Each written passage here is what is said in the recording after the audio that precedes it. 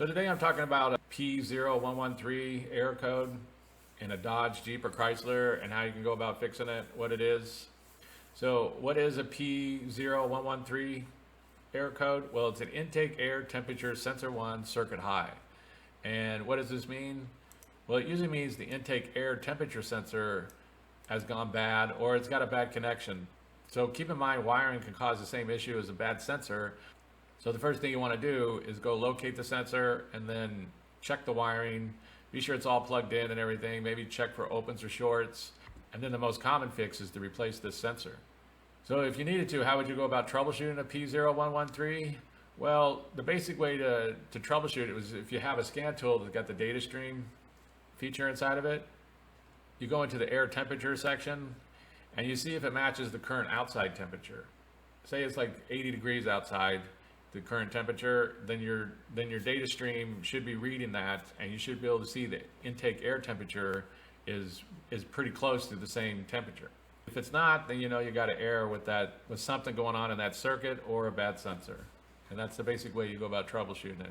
Where is the sensor located? It's located usually on the air intake box, and it's usually easy to spot right on the air intake box. And so what does this sensor look like here? Well, here it is on Amazon. It's just a small little sensor. It's pretty low cost and cheap part. So most people will just automatically go swap it out. You can get it at any auto parts store or online on Amazon or eBay. And like I said, it's a pretty low cost part. So usually it's just best just to swap them out and rule out that as a possible cause of this error code. And how would you go about replacing it? They're really simple to replace. Just pop the harness off, twist them counterclockwise, pull it out, twist the new one in and turn it clockwise, and then you just put the harness on and you're good to go. That's basically it. So I just wanted to give a quick overview of what a P0113 error code is with the Dodge, Jeep, or Chrysler, and the basic cause and fixes of it.